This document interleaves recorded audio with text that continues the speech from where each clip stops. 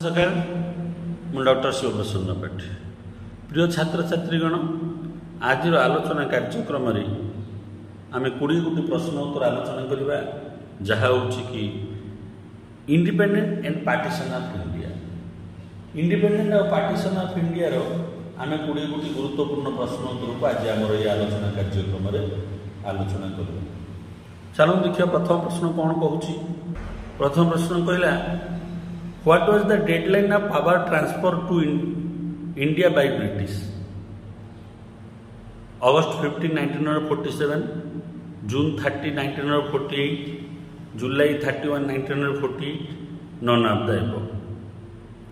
केउं दिवस रे भारत को ब्रिटिश माने क्षमता प्रदान करिया पई स्थिर करथिले? अगस्त 15, 1947, जून 30, 1948, जुलाई 31, 1948 ए भितर कौटी भी नुह। प्रकृतर कह गले पे 1 नंबर उत्तरटी हम बी। 30 जून 1948 मध्य भारत को स्वाधीन कर दिया जिवो एवं क्षमता हस्तांतर करा जिवो बोली ब्रिटिश माने स्थिर करथिले।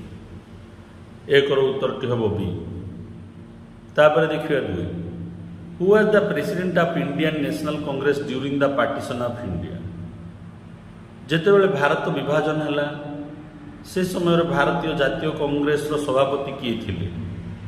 जवाहरलाल नेहरू, कृपलानी, सरदार वल्लभ पटेल, ए.ओ. ह्यू।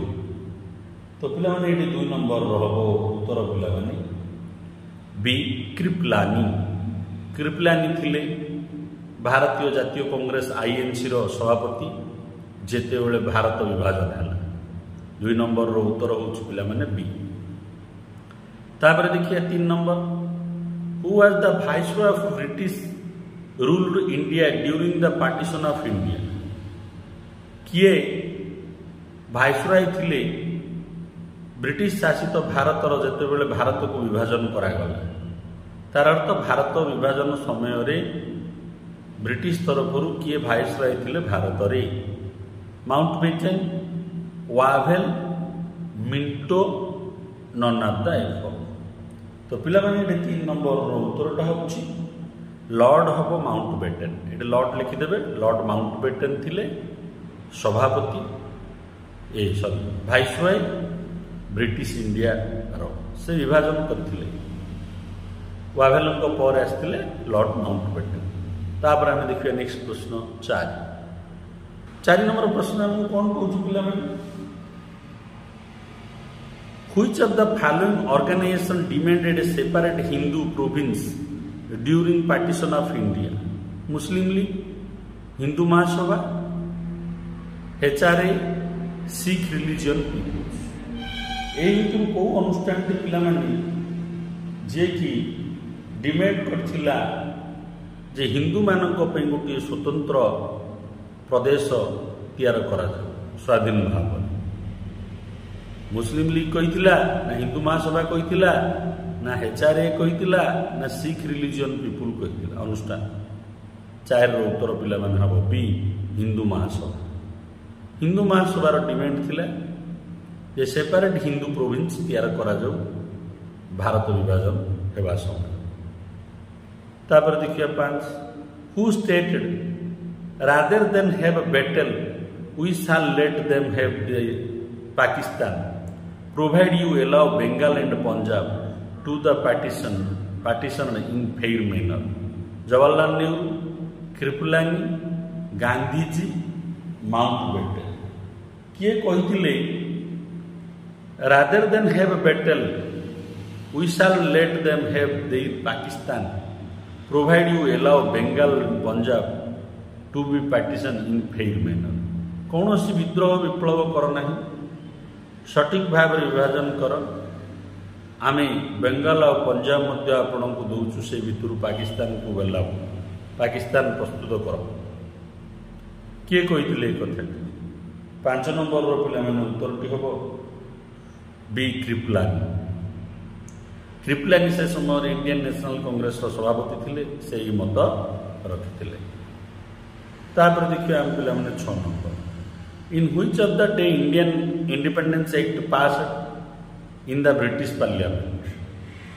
कौ दिवस रे Indian independence act T pass है ब्रिटिश पार्लियामेंट रे कौ देश रे पिला माने पार्टिस है 1 जुलाई 1947, 3 जुलाई 1947, 4 जुलाई 1947, 5 जुलाई 1947 ब्रिटिश पार्लियामेंट केबे पास है 6 नंबर पिला माने ये उत्तरटी हम डी 5 जुलाई 1947 5 तारीख जुलाई मास 1947 मसीह ब्रिटिश पार्लियामेंट रे भारत स्वाधीन होबार एक्ट अणागला तापर देखिए आम नेक्स्ट 7 नंबर प्रश्न 7 नंबर प्रश्न कौन कौन पिला in which the Indian independent act got royal asset कौ दिवस रे भारत स्वाधीनता जो एक्ट अणागला धारा अणागला ताहा रॉयल एसेट्स बनिला कौ दिवस जून 15 1947, जुलाई 13 1947, जुलाई 18 1947, अगस्त 5 1947 तो पिला माने ये 7 नंबर उत्तरटी हम सी जुलाई 18 1947 रे Indian independence act got royal assets पिला माने ये बीएल ग्रोवर आधुनिक भारत इतिहास पुस्तक वीडियो प्रस्तुत करा जायछि तापर देखिए पिला माने 8 number in which of the day Indian independence act implemented कौ दिवस रे भारत स्वाधीनता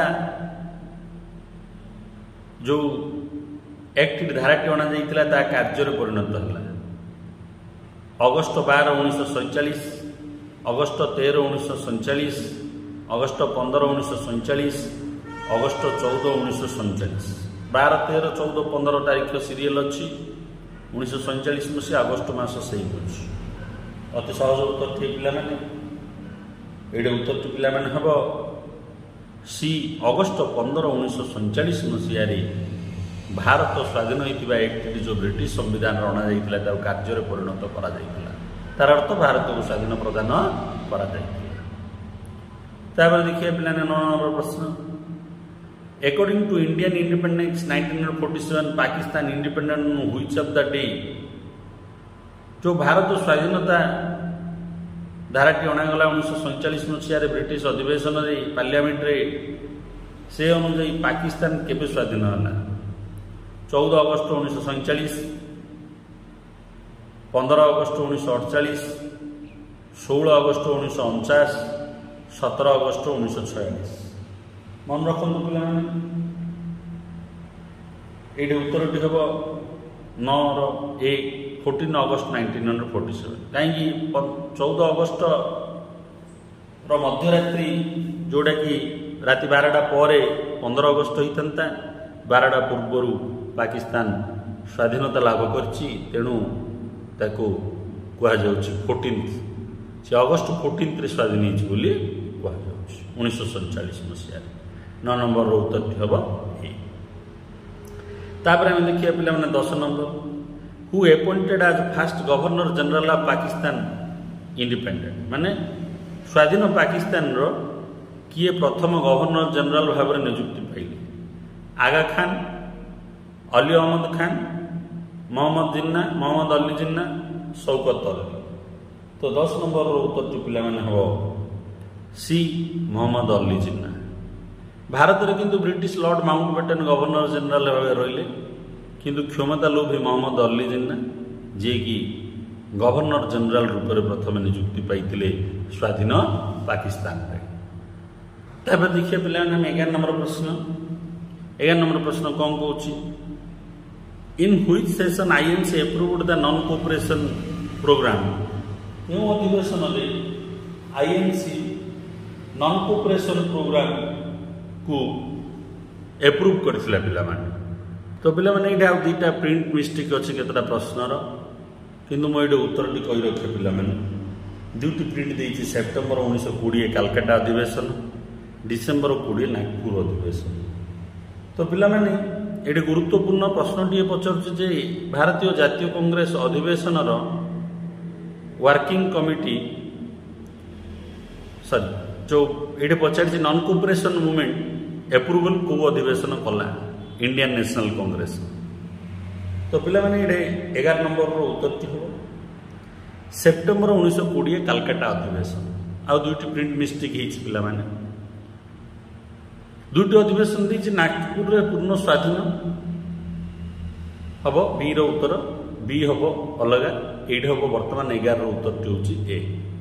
सेप्टेम्बर 1920 कालकाटा अधिवेशन भारतीय जातीय कांग्रेस अधिवेशन असहयोग आंदोलन एप्रूवल करा जाइथिला आरंभ होगा प्रस्तुति करा जाइथिला। तापर देखिए पिला 12 number in which INC session decided provisional Congress committee will set up and linguistic basic. एडे भी सेम प्रॉब्लम हिची दीटी देची सेप्टेम्बर 1920 कालकाटा डिसेम्बर 1920 नागपुर। भारतीय जातीय कांग्रेस को अधिवेशन रे प्रदेश स्तर रे कांग्रेस वर्किंग कमिटी प्रस्तुत करा जिवो भाषा भित्तिक अंचल को करिके लिंग्विस्टिक को करिके। तो पिला माने ये 12 नंबर रो उत्तरटी हम डिसेम्बर 1920 नागपुर अधिवेशन रे स्थिर करा जाइथिला प्रदेश गुड़िकर भाषा भित्तिक प्रादेशिक कांग्रेस प्रस्तुत करा जिवो जोटा कि ओडिशा रे मध्य ओडिया भाषाभाषी अंचल ओडिशा स्वतंत्र न होइतिले मध्य ओडिया भाषाभाषी अंचल को लेकिन ओडिशा प्रदेश कांग्रेस कमिटी प्रस्तुत होइथिला। 12 नंबर रो उत्तरटी हम बी नागपुर अधिवेशन मन रखिबे। तापर हम देखिए 13 नंबर प्रश्न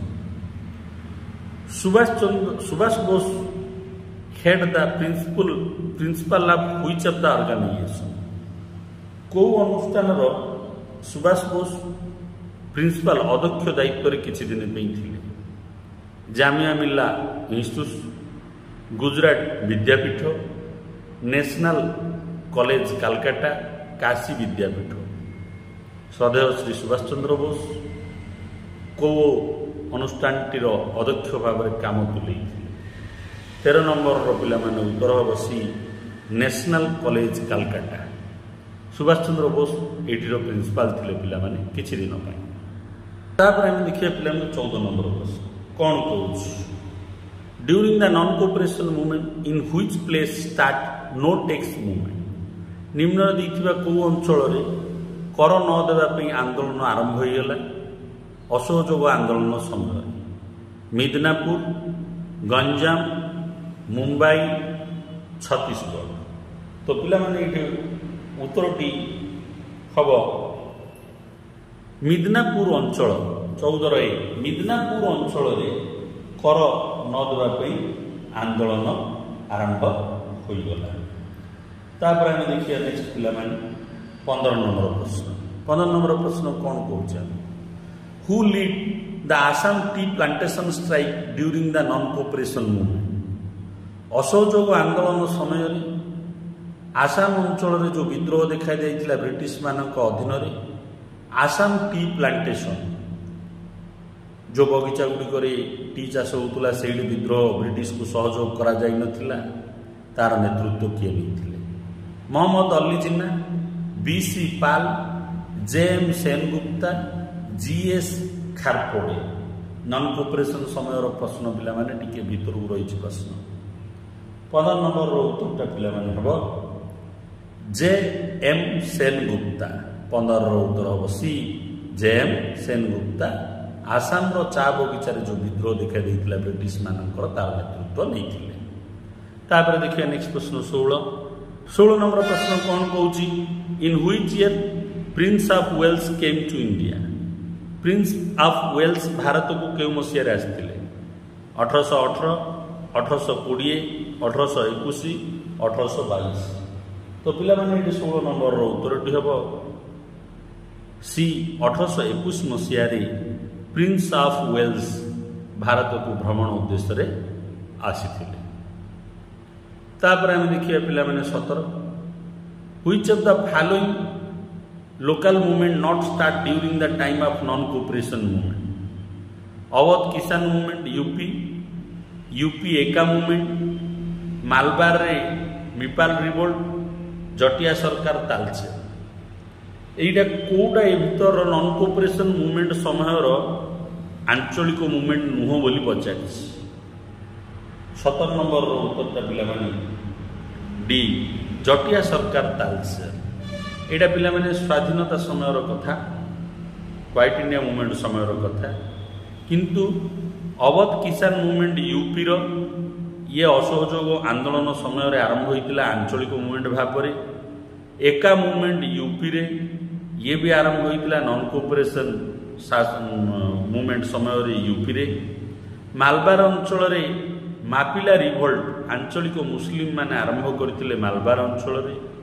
तार अर्थ पिला माने ये सब गुड़ा गुरुत्व ए बी सी मन रखिए, डी भी मन रखिए। जटिया सरकार होता तालचेर रे, ये क्वाइट इंडिया मूवमेंट समय। अवध किसान मूवमेंट, मैपाल रिवोल्ट, एका मूवमेंट ये सब नॉन कोऑपरेशन मूवमेंट समय आंचलिक मूवमेंट गुड़िक। ये 17 नंबर उत्तरटा किंतु हम डी। तापर देखिए 18 number, in which place Rajendra Prasad lead non cooperation movement. असहयोग आंदोलन को केउं स्थान रे डॉक्टर राजेंद्र प्रसाद नेतृत्व नहीं केउं मसीहा ना स्थान रे पिला प्रकृत रे पिला माने मसीहा दी मसीहा हेबनी स्थानर ऑप्शन हूँ बिहार, बेंगाल, ओडिशा, गुजरात। जदि आपण मैंने लिखिए लिखुंतु डॉक्टर राजेंद्र प्रसाद, ये प्रिंट मिस्टेक अच्छी। डॉक्टर राजेंद्र प्रसाद असहयोग आंदोलन नेतृत्व नहीं पिला माने बिहार अंचल नेतृत्व नहीं। कौ अंचल रे? बिहार अंचल। तापर देखिए 19 नंबर प्रश्न। 19 नंबर प्रश्न कौन कहूँ, in which of the day head Chauri Chaura incident. केउं दिवस रे चौरी चौरा घटनाटी घटी? फेब्रुआरी 5, 1921, फेब्रुआरी 5, 1922, फेब्रुआरी 5, 1923, फेब्रुआरी 5, 1924। तार अर्थ जना पड़गला फेब्रुआरी 5 रे होता, खाली मसीहाटी बदली। तो पिला माने 19 नंबर उत्तरटी हम बी फेब्रुआरी 5, 1922 मसीह चौरी चौरा घटना घटू नॉन कोऑपरेशन मूवमेंट को स्थगित रखी महात्मा गांधी। तो चौरी चौरा घटना केबे हैला? फेब्रुआरी 5, 1922। तापर देखिए वीडियो शेष प्रश्न 20 नंबर प्रश्न, how many policeman where killed in Chauri Chaura incident. Chauri Chaura घटना केते जन पुलिस मृत्यु होता? 20, 22, 24, 26। 20 नंबर उत्तरटा हम पिला माने बी 22 जन। 22 जनकर मृत्यु होता, जहाँकि महात्मा गांधी को मर्माहत करथिला। आ महात्मा गांधी चौरी चौरा इवेंट पर स्थगित रखिदे असहयोग आंदोलन। मैं आशा करुँ मोर ये आलोचना आपण मानकर आगामी प्रतियोगितामूलक परीक्षार सहायक। वीडियो को लाइक करूँ, चैनल को सब्सक्राइब करूँ और समस्त प्रतियोगितामूलक ग्रुप में शेयर करूँ। वंदे मातरम।